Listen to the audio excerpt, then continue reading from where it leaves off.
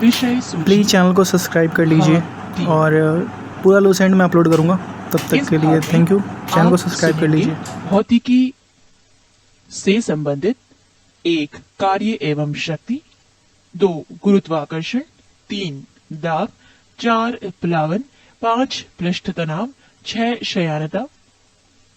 विविध से आप सुनेंगे 7 संयुक्त राष्ट्र संघ, 8 संयुक्त राष्ट्र विशिष्ट अभिकरण एवं अन्य संगठन, 9 प्रमुख पुरस्कार एवं सम्मान, 10 भारत रत्न से सम्मानित व्यक्ति, 11 ज्ञानपीठ पुरस्कार से सम्मानित एवं साहित्यकार, 12 दादा साहेब फाल्के पुरस्कार, 13 प्रमुख लेखक एवं उनकी पुस्तक, 14 खेलकूद में आप सुनेंगे, 15 बीजिंग ओलंपिक कुछ महत्वपूर्ण तथ्य, 16 राष्ट्रमंडल खेल, 17 राष्ट्रमंडल खेल में डेविड डिक्सन पुरस्कार, 18 एशियाई खेल, 19 कुछ प्रमुख तथ्य और उनसे संबंधित जानकारी। प्रश्न 1 4 गुरुत्वाकर्षण। न्यूटन का गुरुत्वाकर्षण का नियम, न्यूटन्स लॉ ऑफ ग्रेविटेशन। किन्हीं दो पिंडों के बीच कार्य करने वाला आकर्षण बल पिंडों के द्रव्यमानों के गुणनफल के अनुक्रमानुपाती तथा उनके बीच की दूरी की वर्ग के व्युत्क्रमानुपाती होता है। माना दो पिंड जिनके द्रव्यमान m1 एवं m2 है, एक दूसरे से r दूरी पर स्थित है, तो न्यूटन के नियम के अनुसार उनके बीच लगने वाला आकर्षण बल F बराबर G m1 m2 बटे r2 होता है, जहां G एक नियतांक है जिसे सार्वत्रिक गुरुत्वाकर्षण नियतांक कहते हैं और जिसका मान 6.67 गुणा 10 की पावर -11 यानी nm²/kg² होता है। गुरुत्व ग्रेविटी। न्यूटन के गुरुत्वाकर्षण के अनुसार दो पिंडों के बीच एक आकर्षण बल कार्य करता है। यदि इनमें से एक पिंड पृथ्वी हो तो इस आकर्षण बल को गुरुत्व कहते हैं, अर्थात गुरुत्व वो आकर्षण बल है जिससे पृथ्वी किसी वस्तु को अपने केंद्र की ओर खींचती है। इस बल के कारण जो त्वरण उत्पन्न होता है उसे गुरुत्व जनित त्वरण g कहते हैं, जिसका मान 9.8 मीटर प्रति सेकंड स्क्वायर होता है। गुरुत्व जनित त्वरण g वस्तु के रूप, आकार, द्रव्यमान आदि पर निर्भर नहीं करता है। g के मान में परिवर्तन। 1 पृथ्वी की सतह से ऊपर या नीचे जाने पर g का मान घटता है। 2 g का मान महत्तम पृथ्वी के ध्रुव पोल पर होता है। 3 g का मान न्यूनतम विषुवत रेखा इक्वेटर पर होता है। 4 पृथ्वी के घूर्णन गति बढ़ने पर g का मान कम हो जाता है। 5 पृथ्वी के घूर्णन गति घटने पर g का मान बढ़ जाता है। नोट: यदि पृथ्वी अपनी वर्तमान कोणीय चाल से 17 गुनी अधिक चाल से घूमने लगे तो भूमध्य रेखा पर रखी वस्तु का भार 0 हो जाएगा। लिफ्ट में पिंड का भार, weight of a body in lift. 1 जब लिफ्ट ऊपर की ओर जाती है तो लिफ्ट में स्थित पिंड का भार बढ़ा हुआ प्रतीत होता है। 2 जब लिफ्ट नीचे की ओर जाती है तो लिफ्ट में स्थित पिंड का भार घटा हुआ प्रतीत होता है। 3 जब लिफ्ट एक समान वेग से ऊपर या नीचे गति करती है तो लिफ्ट में स्थित पिंड के भार में कोई परिवर्तन नहीं प्रतीत होता है। 4 यदि नीचे उतरते समय लिफ्ट की डोरी टूट जाए तो वो मुक्त पिंड की भांति नीचे गिरती है। ऐसी स्थिति में लिफ्ट में स्थित पिंड का भार 0 होता है। यही भारहीनता की स्थिति है। 5 यदि लिफ्ट के नीचे उतरते समय लिफ्ट का त्वरण गुरुत्वीय त्वरण से अधिक हो तो लिफ्ट में स्थित पिंड उसकी फर्श से उठकर उसकी छत से जा लगेगा। ग्रहों की गति से संबंधित केपलर का नियम। 1 प्रत्येक ग्रह सूर्य के चारों ओर दीर्घ वृत्ताकार एलिप्टिकल कक्षा में परिक्रमा करता है तथा सूर्य ग्रह की कक्षा के एक फोकस बिंदु पर स्थित होता है। 2 प्रत्येक ग्रह का क्षेत्रीय वेग एरियल वेलोसिटी नियत रहता है। इसका प्रभाव ये होता है कि जब ग्रह सूर्य के निकट होता है तो उसका वेग बढ़ जाता है और जब वो दूर होता है तो उसका वेग कम हो जाता है। पृष्ठ 3 सूर्य के चारों ओर ग्रह एक चक्कर जितने समय में लगाता है उसे उसका परिक्रमण काल t कहते हैं। परिक्रमण काल का वर्ग t² ग्रह के सूर्य की औसत दूरी r के धन r³ के अनुक्रमानुपाती होता है, अर्थात t² प्रोपोर्शनल यानी अनुक्रमानुपाती होता है r³ के। अर्थात सूर्य से अधिक दूर के ग्रहों का परिक्रमण काल भी अधिक होता है। उदाहरण, सूर्य के निकटतम ग्रह बुध का परिक्रमण काल 88 दिन है, जबकि दूरस्थ ग्रह वरुण नेपच्यून का परिक्रमण काल 165 वर्ष है। नोट, IAU ने यम प्लूटो को ग्रह की श्रेणी से निकाल दिया है, इसीलिए अब दूरस्थ ग्रह वरुण यानी नेपच्यून है। उपग्रह, सैटेलाइट, किसी ग्रह के चारों ओर परिक्रमा करने वाले पिंड को उस ग्रह का उपग्रह कहते हैं, जैसे चंद्रमा पृथ्वी का एक उपग्रह है। उपग्रह का कक्षीय चाल, orbital speed of a satellite. एक उपग्रह की कक्षीय चाल उसके पृथ्वी तल से ऊंचाई पर निर्भर करती है। उपग्रह पृथ्वी तल से जितना अधिक दूर होगा, उतनी ही उसकी चाल कम होगी। 2. उपग्रह की कक्षीय चाल उसके द्रव्यमान पर निर्भर नहीं करती है। एक ही त्रिज्या के कक्षा में भिन्न भिन्न द्रव्यमानों के उपग्रहों की चाल समान होगी। नोट, पृथ्वी तल के अति निकट चक्कर लगाने वाले उपग्रह की कक्षीय चाल लगभग 8 किलोमीटर प्रति सेकंड होता है।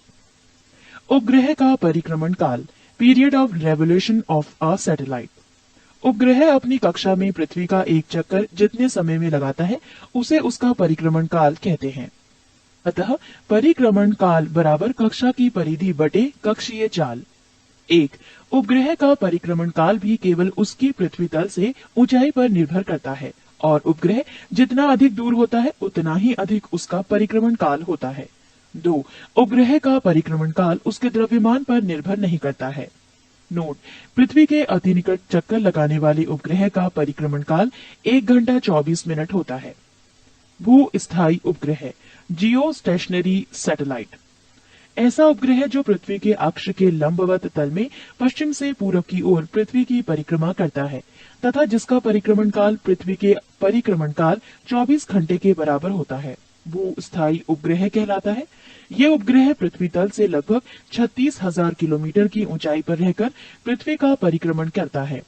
भू-तुल्यकालिक जियोसाइनोक्रोनस कक्षा में संचार उपग्रह स्थापित करने की संभावना सबसे पहले आर्थर सी क्लार्क ने व्यक्त की थी। पलायन वेग, एस्केप वेलोसिटी। पलायन वेग वो न्यूनतम वेग है जिसमें किसी पिंड को पृथ्वी की सतह से ऊपर की ओर फेंके जाने पर वो गुरुत्वीय क्षेत्र को पार कर जाता है, पृथ्वी पर वापस नहीं आता। पृथ्वी के लिए पलायन वेग का मान 11.2 किलोमीटर प्रति सेकंड है। अर्थात पृथ्वी तल से किसी वस्तु को 11.2 किलोमीटर प्रति सेकंड या इससे अधिक वेग से ऊपर किसी भी दिशा में फेंक दिया जाए तो वस्तु फिर पृथ्वी तल पर वापस नहीं आएगी। उपग्रह के लिए कक्षीय वेग VO बराबर स्क्वायर रूट GRE तथा पृथ्वी तल से पलायन वेग VE बराबर स्क्वायर रूट 2GRE। अतः VE बराबर स्क्वायर रूट 2VO, अर्थात पलायन वेग कक्षीय वेग का स्क्वायर 2 गुना होता है। इसीलिए यदि किसी उपग्रह का कक्षीय वेग को स्क्वायर 2 गुना अर्थात 41% बढ़ा दिया जाए तो वो उपग्रह अपनी कक्षा को छोड़कर पलायन कर जाएगा। पृष्ठ 4। 3. कार्य, ऊर्जा एवं शक्ति। कार्य, वर्क। कार्य की माप लगाए गए बल तथा बल की दिशा में वस्तु के विस्थापन के गुणनफल के बराबर होता है। कार्य एक अदिश राशि है, इसका SI मात्रक जूल है, यानी कार्य बराबर बल गुणा विस्थापन। बल के ऊपर अपर वेक्टर तथा विस्थापन के ऊपर भी अपर वेक्टर का साइन लगा है, यानी यहाँ एक तीर लगे हुए हैं। नोट, यदि बल F तथा विस्थापन S के मध्य थीटा कोण बनता है तो W बराबर F गुणा S cos थीटा। ऊर्जा, एनर्जी, किसी वस्तु की कार्य करने की क्षमता को उस वस्तु की ऊर्जा कहते हैं। ऊर्जा एक आदेश राशि है, इसका SI मात्रक जूल है। कार्य द्वारा प्राप्त ऊर्जा यांत्रिक ऊर्जा कहलाती है, जो 2 प्रकार की होती है, एक गतिज ऊर्जा, 2 स्थितिज ऊर्जा।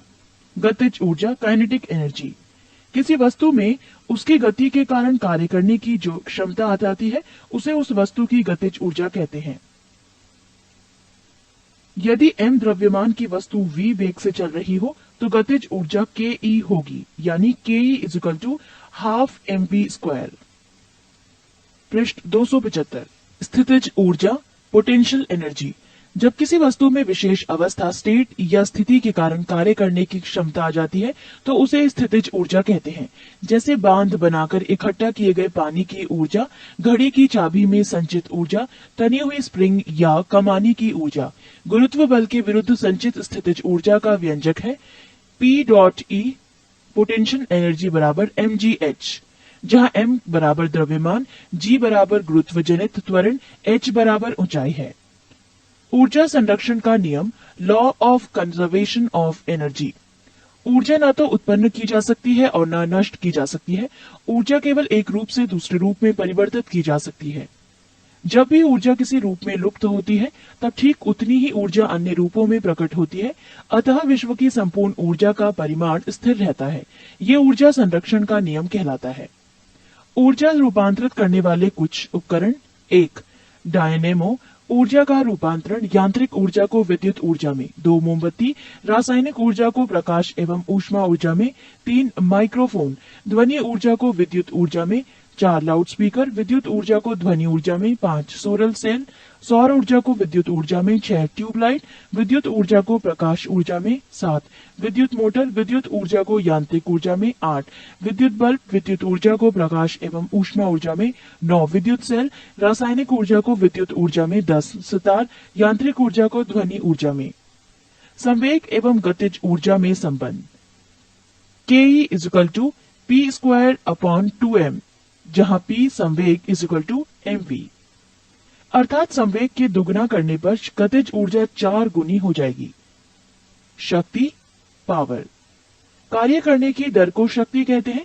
यदि किसी कर्ता द्वारा W कार्य t समय में किया जाता है तो कर्ता की शक्ति W/T, यहाँ T स्मॉल है। शक्ति का SI मात्रक वॉट है, यानी W है, जिसे वैज्ञानिक जेम्स वॉट के सम्मान में रखा गया है। शक्ति बराबर कार्य बटे समय बराबर जूल बटे सेकंड बराबर वॉट, यानी 1 किलोवाट बराबर 1000 वॉट। 1 MW = 10⁶ what. शक्ति की एक और मात्रक अश्व शक्ति है। एक अश्व शक्ति HP बराबर 746 what. What second, WS, 1 what second बराबर 1 वॉट गुणा 1 सेकंड बराबर 1 जूल। 1 वॉट घंटा यानी WH बराबर 3600 जूल।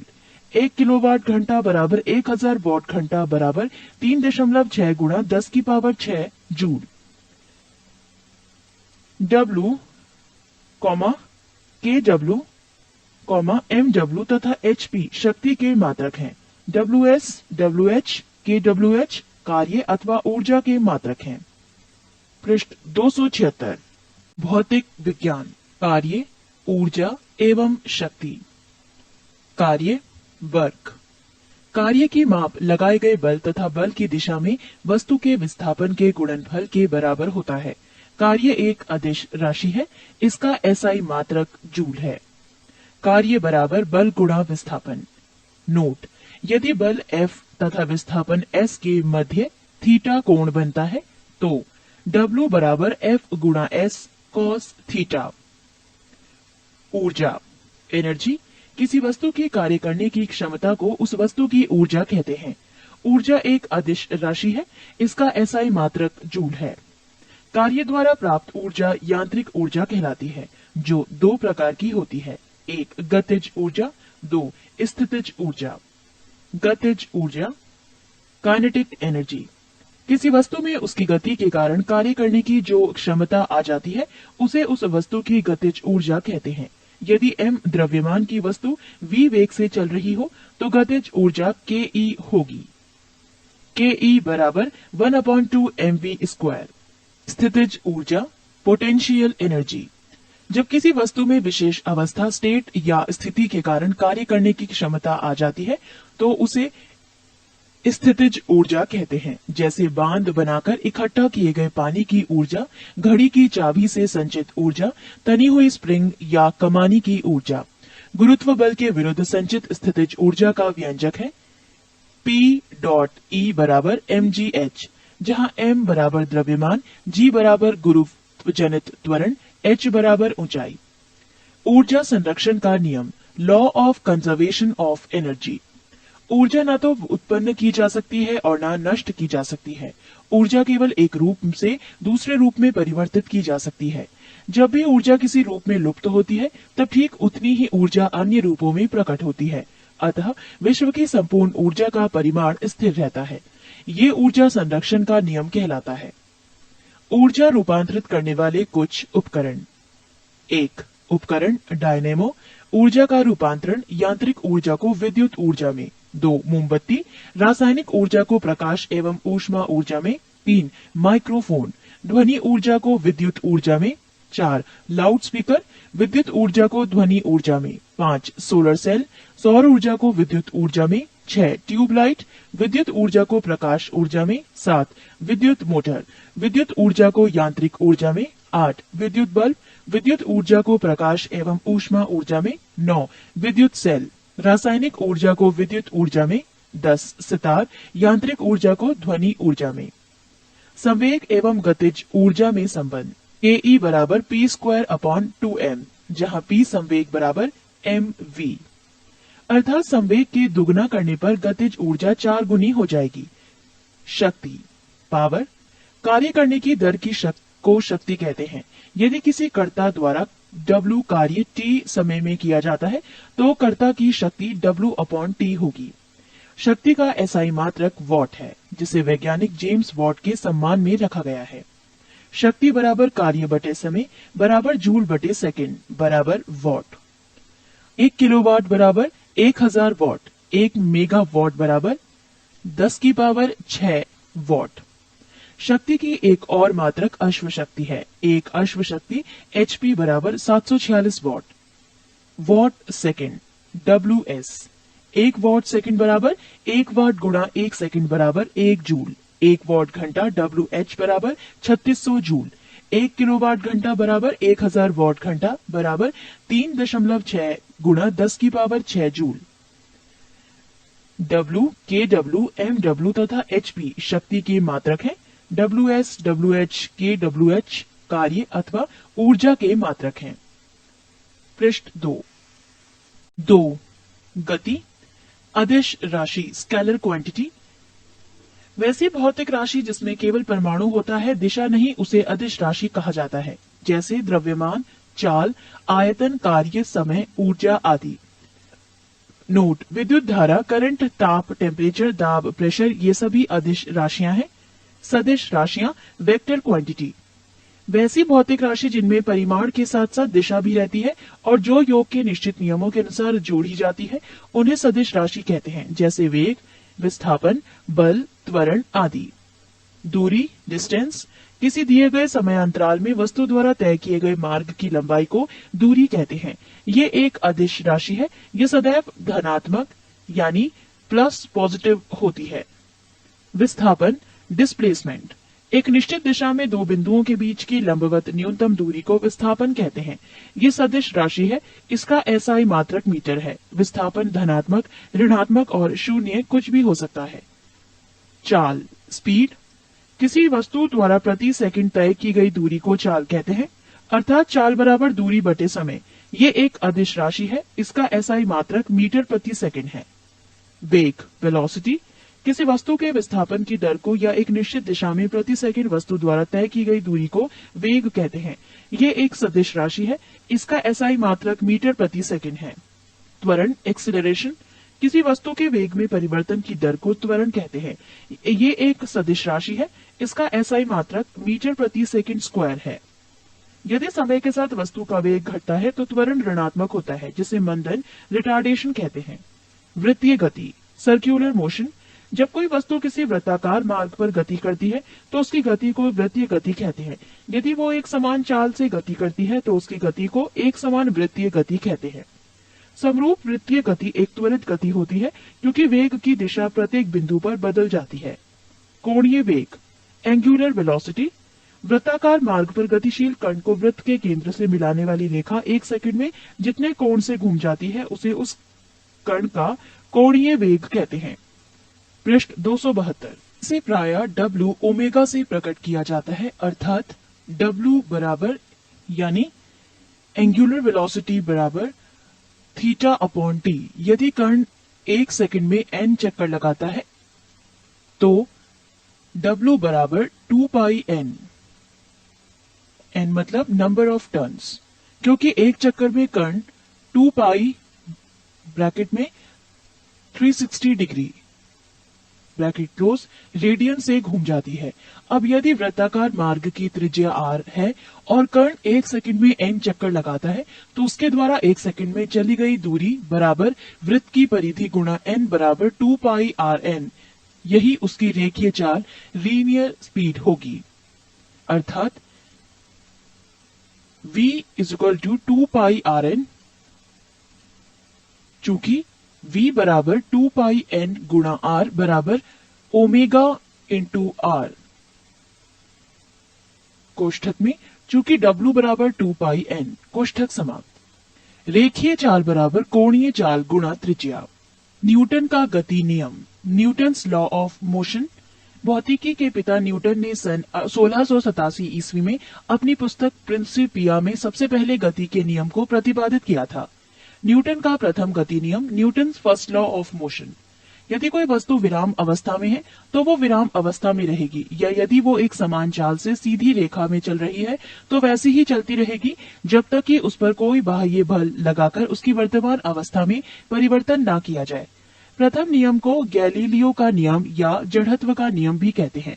बाह्य बल के अभाव में किसी वस्तु की अपनी विराम अवस्था या समान गति की अवस्था को बनाए रखने की प्रवृत्ति को जड़त्व कहते हैं। प्रथम नियम से बल की परिभाषा मिलती है। बल की परिभाषा, बल वो बाह्य कारक है जो किसी वस्तु की प्रारंभिक अवस्था में परिवर्तन करता है या परिवर्तन करने की चेष्टा करता है। बल एक सदिश राशि है, इसका एसआई मात्रक न्यूटन है। जड़त्व के कुछ उदाहरण, 1. ठहरी हुई मोटर या रेलगाड़ी के अचानक चल पड़ने पर उसमें बैठे यात्री पीछे की ओर झुक जाते हैं। 2. चलती हुई मोटर कार के अचानक रुकने पर उसमें बैठे यात्री आगे की ओर झुक जाते हैं। 3. कंबल को हाथ से पकड़कर डंडे से पीटने पर धूल के कण झड़कर गिर पड़ते हैं। संवेग, मोमेंटम, किसी वस्तु के द्रव्यमान तथा वेग के गुणनफल को उस वस्तु का संवेग कहते हैं, अर्थात संवेग बराबर वेग गुणा द्रव्यमान।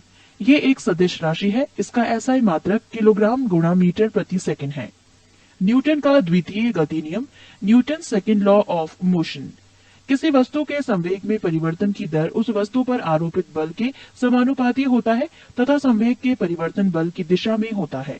अब यदि आरोपित बल F बल की दिशा में उत्पन्न त्वरण A एवं वस्तु का द्रव्यमान m हो तो न्यूटन के गति के दूसरे नियम से F बराबर ma, अर्थात न्यूटन के दूसरे नियम से बल का व्यंजक प्राप्त होता है। नोट, प्रथम नियम दूसरे नियम का ही अंग है। न्यूटन का तृतीय गति नियम, Newton's third law of motion. प्रत्येक क्रिया के बराबर परंतु विपरीत दिशा में प्रतिक्रिया होती है। उदाहरण के लिए, 1. बंदूक से गोली चलाने पर चलाने वाले को पीछा की ओर धक्का लगना। 2. नाव से किनारे पर कूदने पर नाव के पीछे की ओर हट जाना। 3. रॉकेट को उड़ाने में। संवेग संरक्षण का सिद्धांत, यदि कणों के किसी समूह या निकाय पर कोई बाह्य बल नहीं लग रहा हो तो उस निकाय का कुल संवेग नियत रहता है, अर्थात टक्कर के पहले और बाद का संवेग बराबर होता है। पृष्ठ 273। आवेग, इम्पल्स। जब कोई बड़ा बल किसी वस्तु पर थोड़े समय के लिए कार्य करता है तो बल तथा समय अंतराल के गुणनफल को उस बल का आवेग कहते हैं।